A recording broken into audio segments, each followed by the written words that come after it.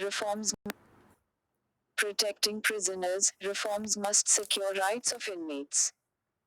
www.thehindu.com Protecting prisoners, reforms must secure rights of inmates. Yesterday, 11:42 p.m. The focus of public and judicial concern over the situation prevailing in India's prisons has in recent times been related to overcrowding and long spells of incarceration faced by indigent inmates too poor to obtain bail. On some occasions, such as when the horrific blinding of prisoners in Bhagalpur took place over 3 decades ago, the stark human rights situation also attracted attention.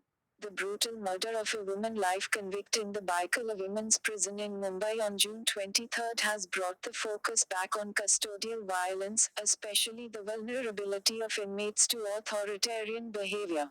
The allegation that prison guards targeted Manjula Shettar, a lifer brought to the jail a couple of months ago from the Yerwada Central Prison in Pune as a warder over some missing rations is indeed startling. It is said she incurred the wrath of the guards because of her rising popularity among the women prisoners. This suggests that until her arrival the inmates may not have been accustomed to even rudimentary care from the jail authorities. Eyewitnesses say that when the warder was severely assaulted by the guards, it led to a riot-like situation among the prisoners. It is not difficult to surmise that simmering discontent over the prevailing conditions, and an intense animus between the guards and the inmates, were behind the events. It is some consolation that the police have arrested 6 prison officials for the custodial murder.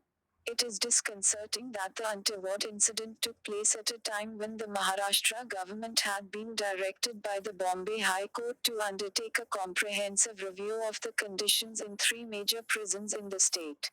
As per the March 2017 court order, an empowered committee was to be constituted to look into all aspects of the jails in the light of Supreme Court decisions, the Model Prison Manual of 2016 and relevant UN resolutions. In particular, the panel was to suggest measures to create modern jails and modernize amenities. In the last half century, the superior courts have passed a series of orders to reform jails. The issues range from prisoner rights, health, hygiene and access to legal aid, to the condition of women inmates and their children. The judiciary's approach has been anchored in the belief that fundamental rights do not part company with the prisoner at the gates. The Union Home Minister released a model jail manual last year. It makes clear that the state is under an obligation to protect the residuary rights of prisoners after they surrender their liberty to a legal process. One can only reiterate a principle already enshrined in it: the management of prisons must be marked by firm discipline, but also due regard to the human rights of prisoners. Prison reforms are not only about amenities and conditions, they must also address the prisoner's right to life. Comments. Visit website.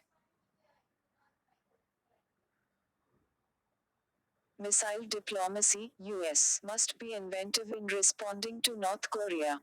www.thehindu.com Missile diplomacy, US, must be inventive in responding to North Korea's today 11:39 p.m. in early January. Donald Trump, then the US president-elect, tweeted that North Korea would never develop a nuclear weapon capable of reaching parts of the US. But Pyongyang appears to have done exactly that, defying warnings issued by Washington. Tuesday's test of an intercontinental ballistic missile, that appears to be capable of striking Alaska, poses perhaps the greatest foreign policy challenge so far before Mr. Trump, and he appears to be lost for an effective response. While senior officials of the Trump administration have consistently talked tough, they have banked heavily on China, North Korea's most crucial political and economic ally, to rein in its missile program. Mr. Trump had even offered China a better trade deal for its help in addressing the crisis and appreciated President Xi Jinping's efforts. But neither the tough posturing nor banking on China's help seems to have worked, and Kim Jong-un, North Korea's supreme leader, remains as defiant as ever. Washington's response to the missile test was typical. The US and South Korea immediately conducted missile exercises to counter North Korea's destabilizing and unlawful actions, and the State Department asked for more UN sanctions on the North. but had sanctions and threats been effective as a strategy, Mr. Kim would not have carried out the ICBM test in the first place. Ever since he took power in 2012, he has steadily expanded North Korea's missile program. Challenging the US is central to his foreign policy doctrine. All these years, the US has stepped up sanctions and taken an incrementally harsher line towards the Kim regime. Mr. Trump has simply followed the Obama administration's stick and sanctions policy towards the North, but with a China emphasis. But he is now back to square one, with very few options. Though the administration has said all options are on the table, even a limited military strike would be dangerously risky. Given the unpredictability of the Kim regime, any attack could be tantamount to a declaration of war on the Korean peninsula.